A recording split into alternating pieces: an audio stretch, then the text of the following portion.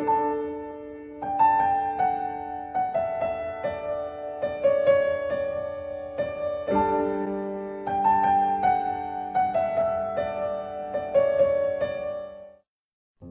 ladies, gentlemen and others, my name is Dan, the voice behind that Kaito Dan, and welcome to my review for RWBY Volume 9 Episode 7, The Perils of Paper Houses.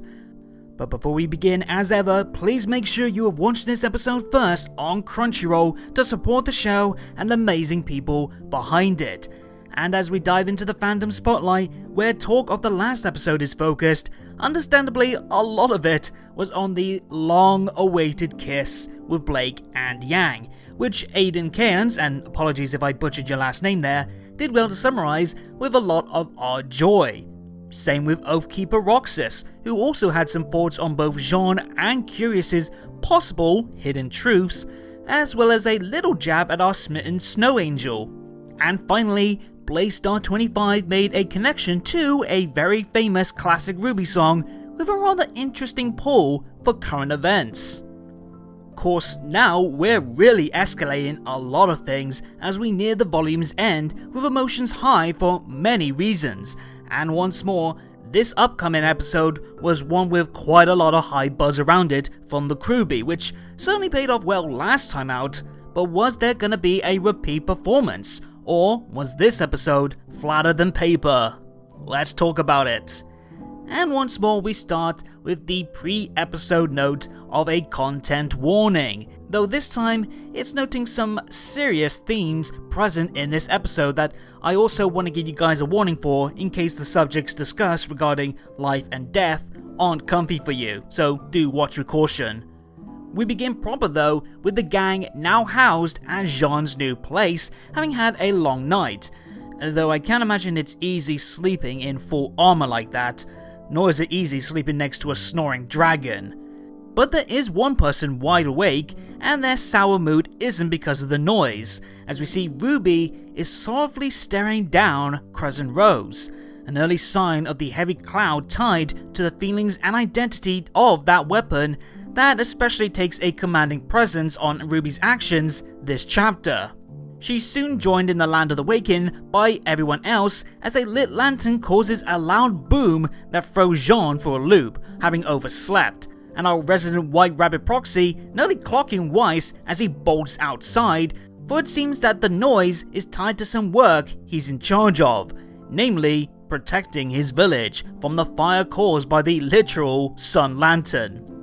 Once more, I am just loving this world's creativity that it's allowing the RWBY to play with, but before the gang can join Jean in the rescue, the girls note RWBY doesn't have Crescent Rose yet. Excused as just a half-asleep thing, but as the episode continues to showcase, RWBY's not exactly going to be in the best headspace, and this is just one of many fascinating ways the episode goes to touch on this before,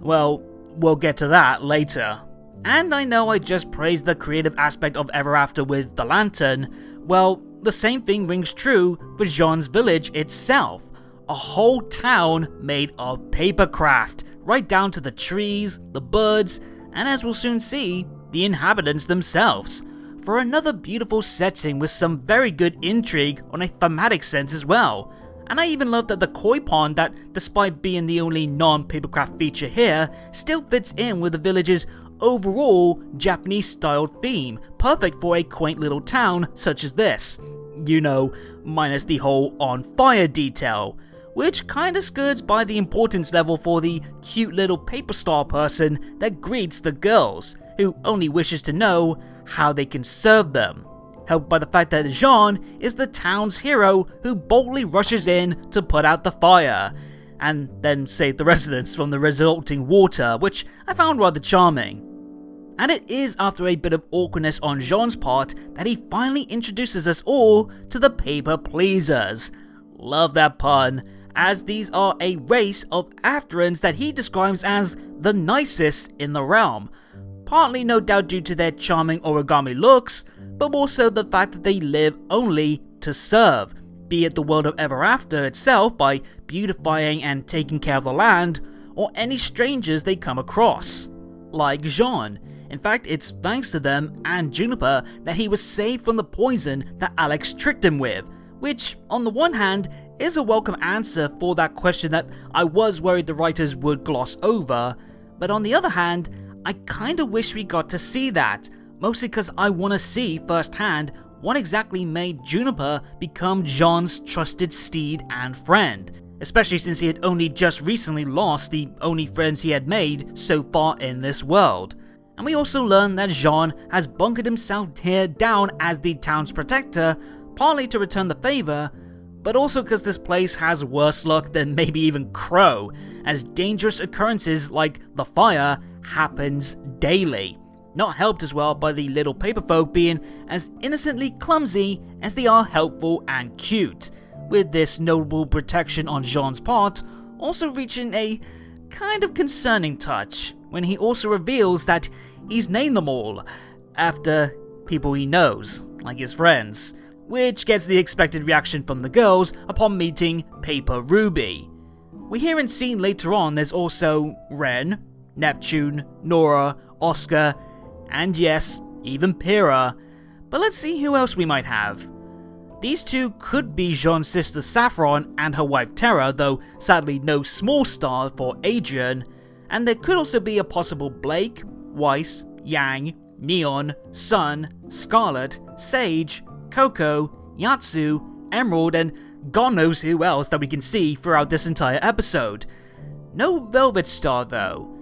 Come on, where am I gonna get any kind of Velvet content this volume? At least give me something here.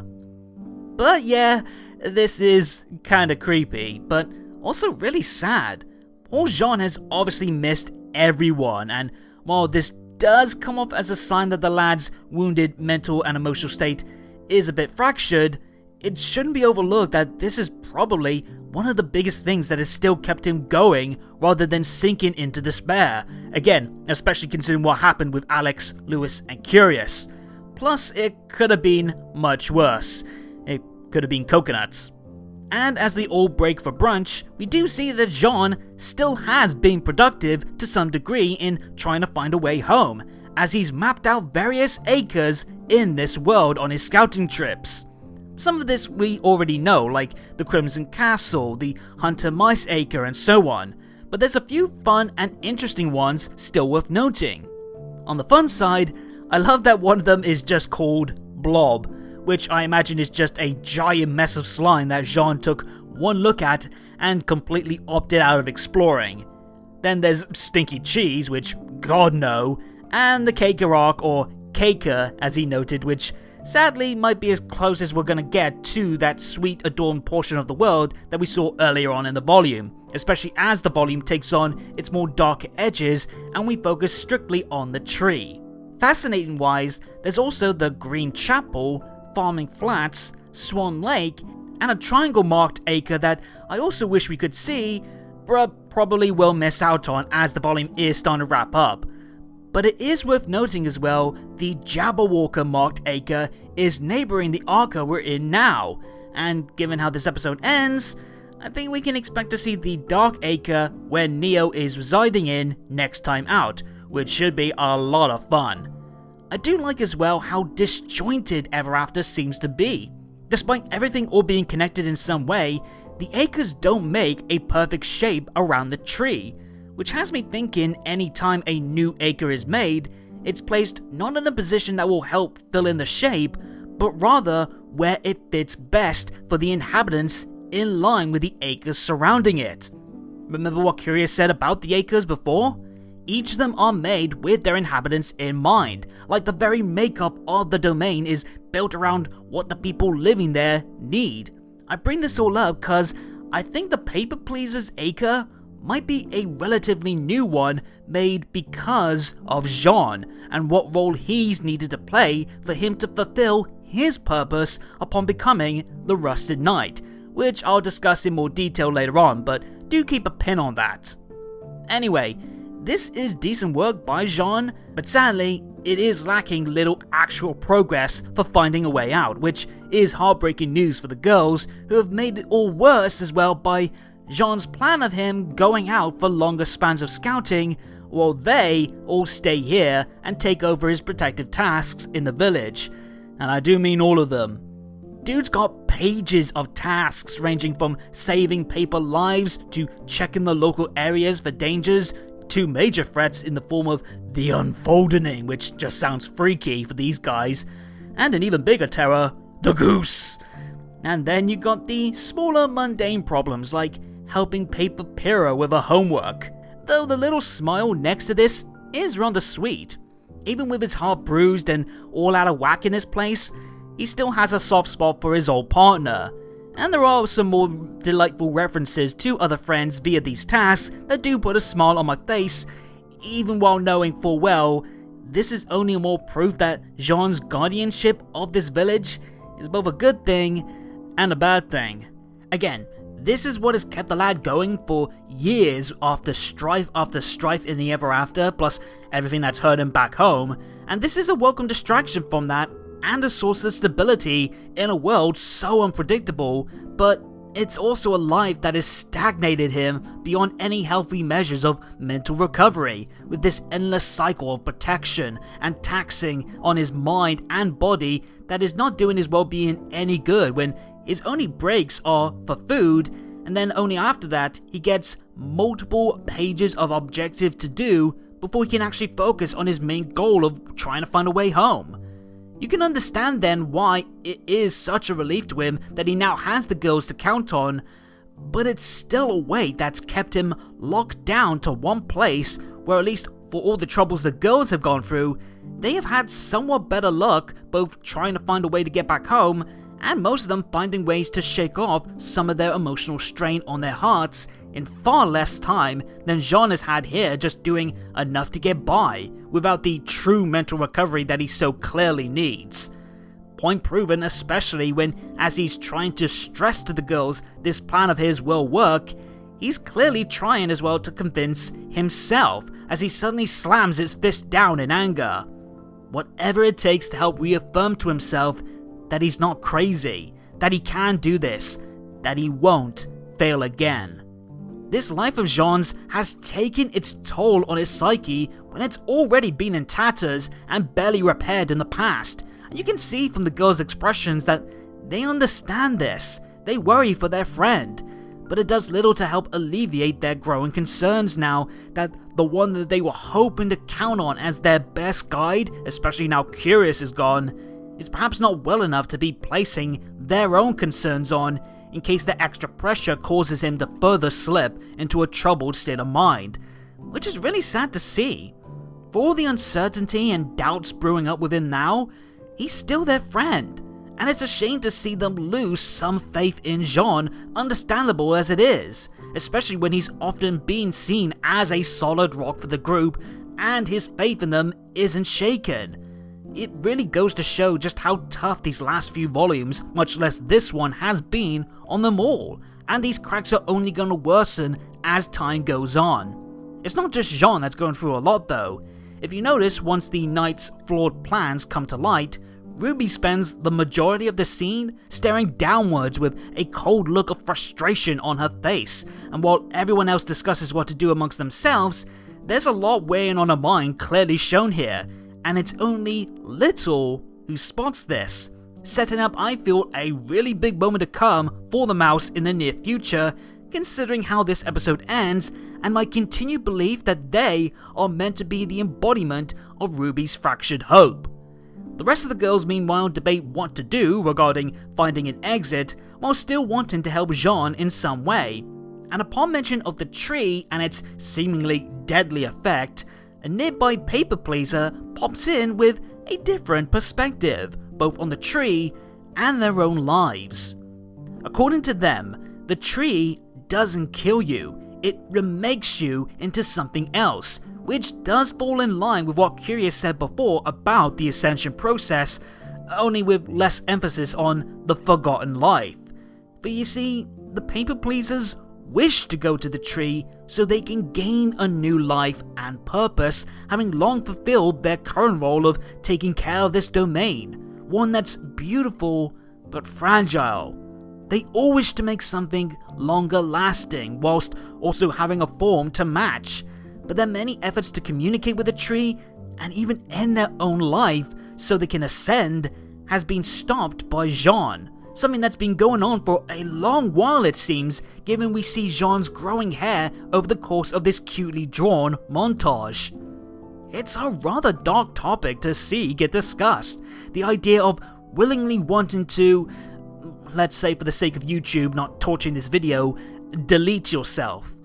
Even if it's to return with a whole new life, this is very serious stuff to be discussing, thus the need for the episode warning, which I do respect the RWBY for including, and it certainly puts a new angle on the Ascension concept.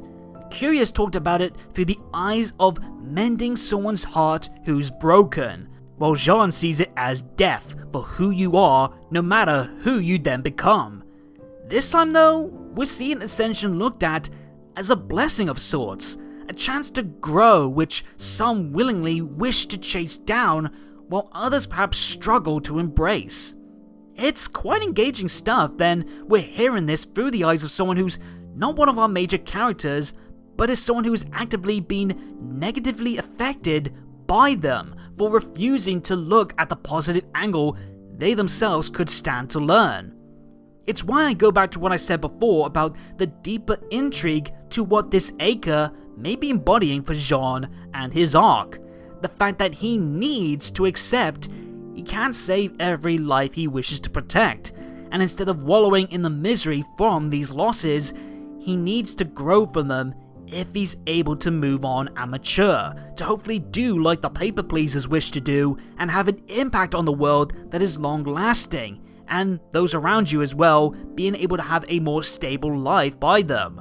Why else then is he still having to constantly deal with the paper pleasers' near-death experiences, and their acre is even surrounded by more dangers like volcanoes, a tyrannical prince, and a life-destroying menace? It's the ever after itself trying to stress this point to Jean, who's just refusing to listen. Thus, he has remained locked into this one place, keeping him from his vastly needed emotional recovery and his way out of here so he can hopefully reclaim his life. I love how each new perspective on Ascension has carried as much emotional and thematic weight as the other, to where we're all creating these thought-provoking new insights and debates, as well as trying to further understand this increased drama that's charging the core theme of this volume through all its episodes, being that of growth. Whether it be through emotional/identity acceptance or learning from grief and failure, this is something that they all need to learn, especially with Team RWBY, who, even with the progress of some of them that they have made, they are all still needing to embrace that need of change and find that direction to follow so they avoid stagnation or worse. And stagnation is currently the status affecting Jean. And each new setting and set piece has allowed for this theme to be expanded upon across new angles and shifts, keeping me deeply invested in all the ways it continues to test the cast. And this might be the best of the lot next to the stuff with Herb in terms of something that has that moral grayness to it, where you can see the good and bad in stuff like Jean's actions, the people pleaser's intentions, and what this means for the girls who remain in need of direction but are stuck with someone who has lost themselves. So massive props to the writers for keeping this intrigue at such a high even this deep into the volume. Alas, what this all means for the girls' true understanding of the tree, and what's true or false about Ascension, and of course Jean's well-meaning but still obsessive actions, aren't exactly easy subjects to cover without the girls inadvertently hurting the lad once he hears them questioning his sanity, which has to be a major dagger in the heart for him, having waited so long for the girls to arrive so he can not only truly find a way home, but also have the comfort and support that he's long missed, only to now hear them say such things about him behind his back. And the turmoil digs deeper when he explains his biggest driving factor influencing his current guardianship. Despite seeing all Afterans as either too clever, too stupid, or too crazy to trust, understandable to a degree given the individuals he has met during his time here, he still cares about protecting the people pleasers, because after all these years of trying and failing to protect those he cares about, he's actually been able to do so with these lot to some success rate. He's finally found a place where he's able to be the hero that he so desperately wanted to be ever since his days at Beacon, that he's constantly struggled achieving with every defeat, every sacrifice, and everything he's lost, no matter how hard he's tried to stop it. It's deeply sad to see this long-standing aspiration of Jean has still brought him so much pain after all these times, and even into his second life as the Rusted Knight, especially when, before the events of the central location, he was actually making some steady progress, growing from his past losses and becoming something close to the hero that he's aspired to be without it becoming a detriment to his mental health. That tragic situation though, with Penny, as well as Atlas, and the lives that Jean was cut off from despite his best efforts,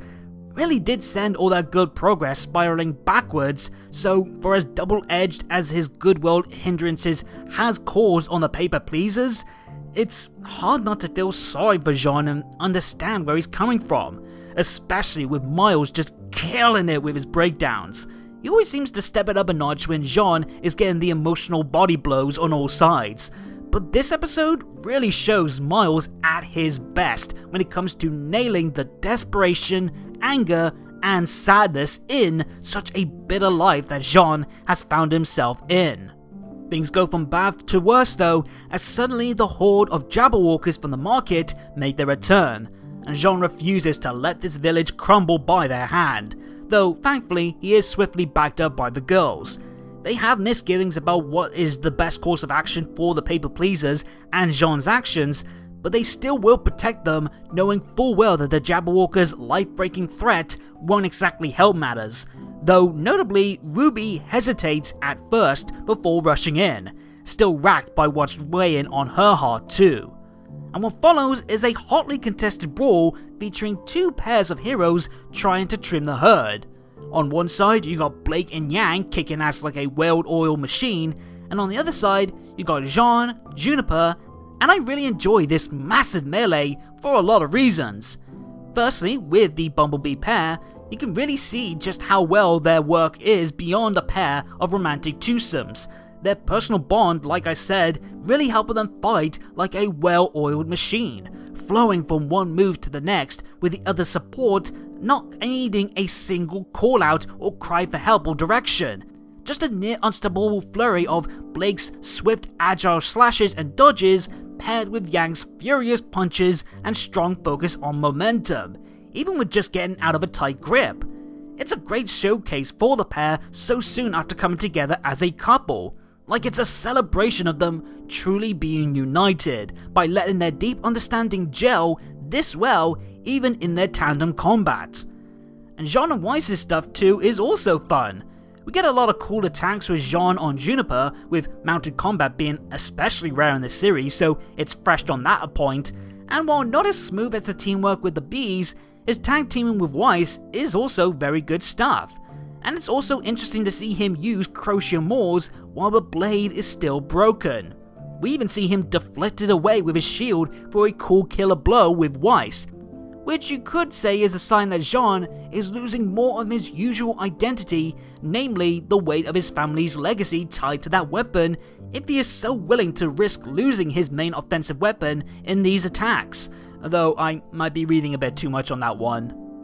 And either way, this is a really fun kinetic fight, with perhaps the strongest aspect to it being the great camera work. It keeps close to a lot of the combatants throughout it, really selling the intensity of the action against this dangerous horde. But there's also some really strong panning shots around the cast that's just as smooth as these combo moves, honestly making this one of my favorite fights in recent memory strictly on a direction aspect. Though again, the pair-ups shining so bright also play their part as well, especially as a comparing element to RWBY, who's on the sidelines still yet to fight. The fact her friends are handling themselves so well no doubt is adding to one of RWBY's growing negative feelings, that she's actually holding everyone back with her shaken confidence and success as a leader, amplified as well by the kick-ass song that is playing over this, Trapdoor, a heavy blood-pumping tune with catchy as heck lyrics focusing on that exact concern, and RWBY feeling that she's not just better off forgotten on the battlefield, she's also feeling forgotten off it, while everyone else is too busy with other things, all of which gets brought to the surface in due time. And it is a really kick-ass song that is probably next to Worthy right now in terms of my most anticipated to hear in full songs. Thing is, there's a lot that's got a dark grasp on RWBY's mind beyond just these growing doubts and fears, as the song distorts to a faded echo as we see things from RWBY's perspective just in time for some fights with a nearby Jabberwocker that ends up not just attacking her physically, but mentally too. RWBY's forced into action despite not being ready for it, and her hesitation worsens when her PTSD-like fears cause her to see the beast shift into some very painful visions. First, there's Cinder, the one behind her most recent heavy failure as a leader, morbidly exemplified as well by the burning bodies of the civilians that she failed to save falling behind the evil vixen. Wicked cool, but also again, yeah, very morbid. Then the next vision is one born of grief, as Penny is next seen, notably during her corruption back at the Schnee Manor, her appearance causing RWBY to see this as a symbol of the loss that she was unable to stop, her plans failing, meaning she's to blame for her friend dying, and she's forced to really absorb this as this warped viewpoint causes Penny to lunge at her when really it's the Jabberwocker pinning her down. And then finally, RWBY sees Salem, her biggest enemy, the unstoppable threat that she feels powerless to stop, and the source behind one of her biggest losses that has shaped her core identity that is currently on fractures, Summer. That overwhelming fear that Salem carries on RWBY's heart, shown not just by the jagged lines over the witch's face, but also in RWBY's expression, so much so that if you look closely at her eyes, you can see veins pop up. A vastly different look on the face of the girl who, not that long ago, was standing boldly with a brave face of conviction against Salem. It's quite the tense moment even before the Jabberwocker violently tears open its own jaw before trying to eat RWBY, and though the others managed to knock the monster off her beforehand, you can see the effect that it's had on RWBY when she still laid down scared stiff despite being free, and the harrowing mood gets one last jab in RWBY when the final Jabberwocker glitches out to transform into a parting warning shot from Neo. Man, her semblance has gotten crazy strong since arriving in Ever After, if she's not only capable of creating tougher than normal illusions, much less clones, but said clones can also change form even while Neo is seemingly far away in a different acre. It's still hard to know for sure if it is a semblance evolution or it's just Ever After itself resonating with her power, which is the one that I'm going for the most. By the way, Neo's threat level is increasing very dramatically, and it makes you wonder if the odds of her turning face are gonna start shrinking if she's already got all the power she would need with a potential army of clones in her arsenal to not even need to become a good guy to survive. But that's not the biggest concern for Jean at the moment. Instead, he's got a bone to pick with RWBY after seeing her not help out, angry that one of his best friends won't even help them in a dire situation, regardless of the two's current stances on the whole paper pleases conundrum. But when he goes to pass RWBY Crescent Rose, she bulks away in fear, causing it to drop, and the others are stunned by this recoiling. Now they're beginning to see that RWBY is not doing so well mentally, only for this to be immediately overlooked as the paper pleasers use this distraction to topple the village's tower. And as Jean desperately tries to make it to them, he realizes all too late that he's not able to stop them this time, as the ones that he's kept safe for so long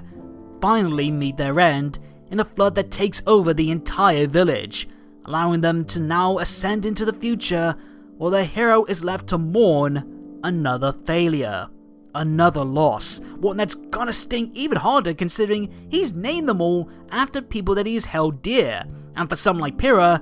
it's gotta be extra tough considering he has now lost them again. It's certainly bittersweet for poor Jean. Dude's pouring his heart out, and Miles again is on fire with the emotion, but like the girls say as they try to comfort him, it is for the best, both for the paper pleasers now they can be reborn, and for Jean himself. He's no longer shackled to this place that for all the benefit it has brought him as a place of comfort and fulfillment, has not allowed him to truly heal and find true satisfaction in life.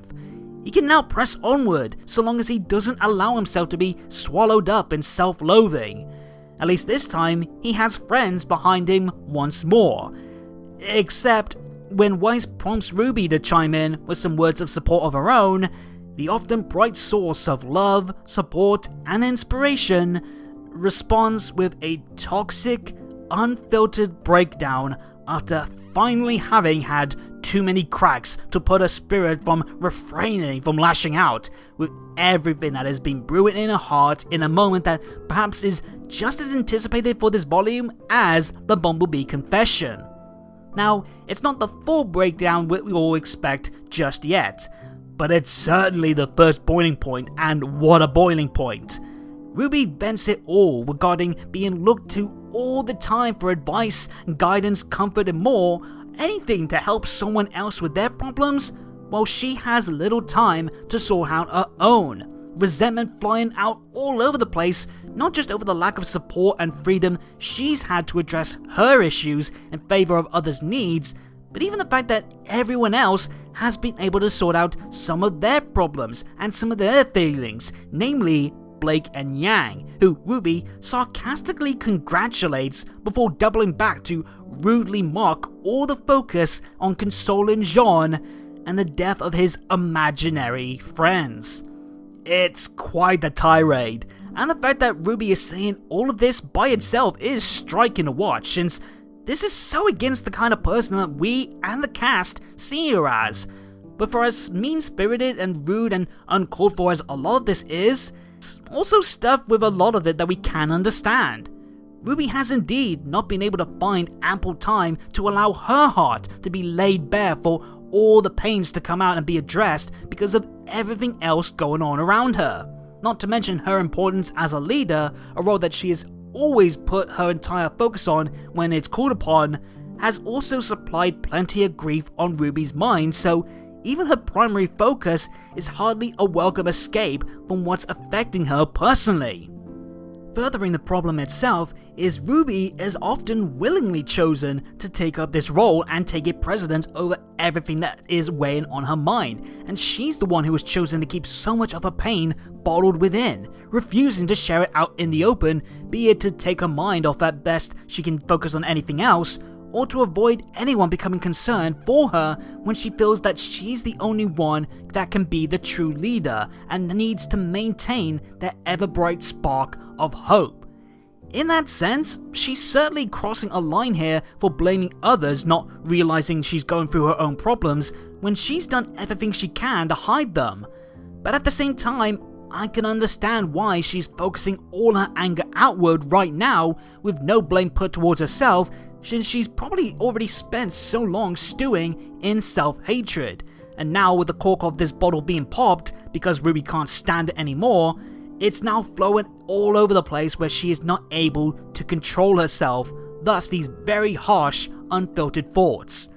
A shame then that some people have kind of taken the rather tongue-in-cheek joke that Ruby's outburst towards Blake and Yang over their relationship is her homophobic state and ran it seriously. But yes, I do need to stress, no, Ruby isn't homophobic. This is just again her honestly being kind of jealous that the pair have found that emotional growth that she's unable to achieve simply because she's never explored the few chances given to her to do so.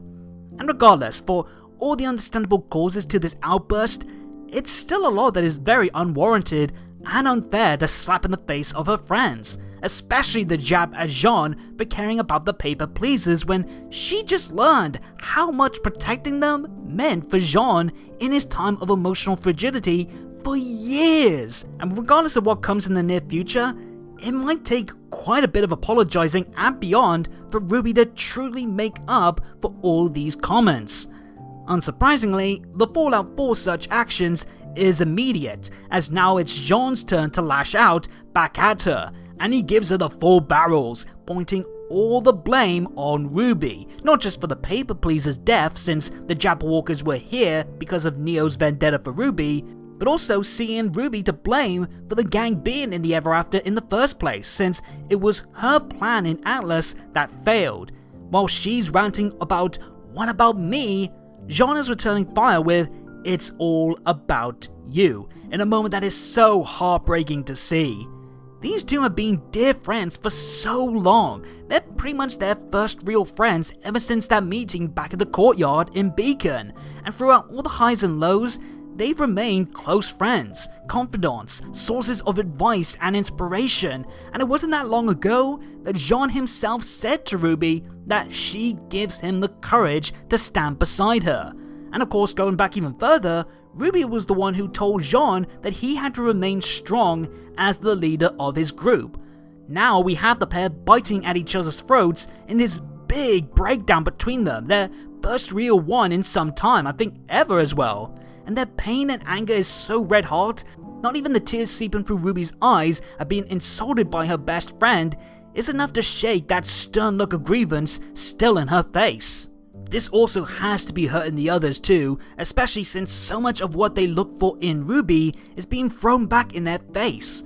Weiss, who looks to RWBY for leadership, trusting her with her life. Blake, who admires RWBY's constant positive outlook in defiance of the darkness surrounding her, and Yang, who always cherishes the love that they share as sisters.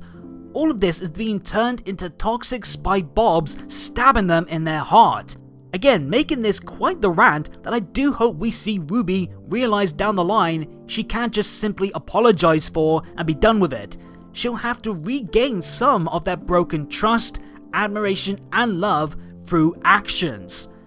And one thing, by the way, that I genuinely respect of this episode is the way that it's all structured to add further weight to much of RWBY's feelings, namely with everything that has overtaken attention on her suffering. We started this episode with RWBY being in deep forlorn thought before all the focus is shifted to the fire, and then after that was her frustrations over the lack of progress finding a way home that she likely would have been able to bring up onto the table, but focus was instead on Jean's mental state, and RWBY was even about to chime in with a comment that probably would have turned dismissive of Jean too, if not for being cut off by the paper pleasers.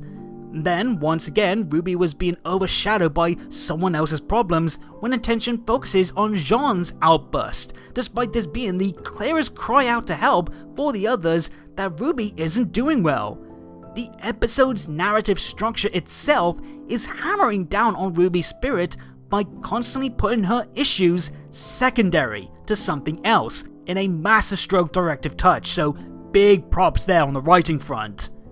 And while RWBY doesn't snap out of her anguish and immediately tries to apologize, even while still being emotionally on edge, Jean at least does. He knows that he's not doing well emotionally, whereas RWBY is still too blinded by her rage to realize she's in the wrong here, justified as some of her thoughts may be. And Jean even explains why it's hard for him to compose himself when he's been alone for so long, letting all these feelings boil within with no one around to help him out. The only thing that gave him any sense of release just got spat in his face as well by his closest friend. And we also see that loneliness ties back into one of his deepest pains that he's had to live with for the rest of his life now, and that he feels that he was pretty much the only one who could do what he had to do back at the central location. And that acceptance gives him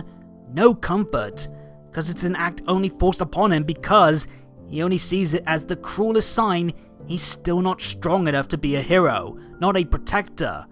Not if he couldn't save Penny before having to end her just to protect the maiden power.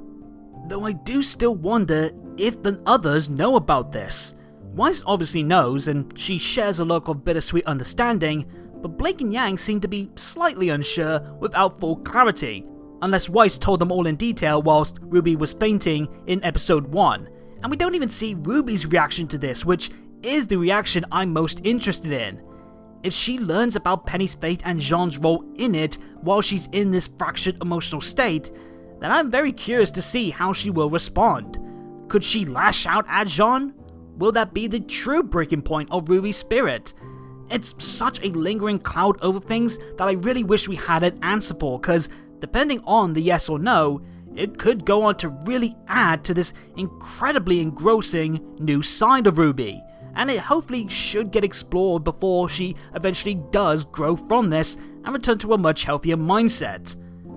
It might be tough though to explore this before RWBY regains herself, cause after Blake tries to express some hope, RWBY bluntly tells her to shut up, which that alone is a striking comment. RWBY, the endless hope rose, not just refusing to hear any talk about hope, but insulting a friend in the process for doing so, and following up with this impactful tearful look by bolting off with Crescent Rose in hand, leaving the others to be left stunned by this whole mess as the episode closes with this divide surely setting up next week's episode to be perhaps the biggest chapter in Ruby Rose's story.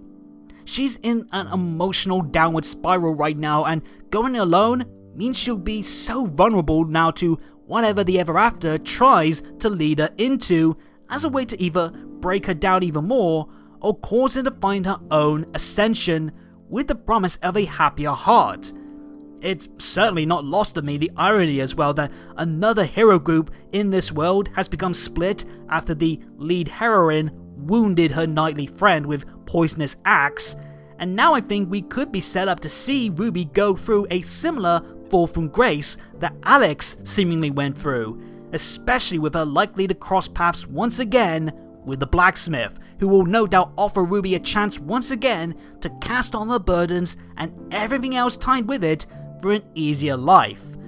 But there is still a sign of hope for RWBY just yet, because she's not technically alone. Little is still riding alongside her, and I think Little is gonna be the key that helps bring RWBY back from the brink, from whatever new state she ends up in. Even if it takes the rest of the volume's episodes to fix, not just this next one of this issue. After all, the episode does make a point to note that they were the only one who did notice RWBY's emotional distress, and it's not the first time that Little has remained by RWBY's side during an encounter with the blacksmith, so I'm willing to bet we'll see Little finally start to fulfill their purpose either next episode or the episodes to come by proving my theory right. They are RWBY's fractured hope that is ascended into the form of Little, waiting for the time it can return the hope back to RWBY when she needs it most. But woof, what a heavy chapter this was.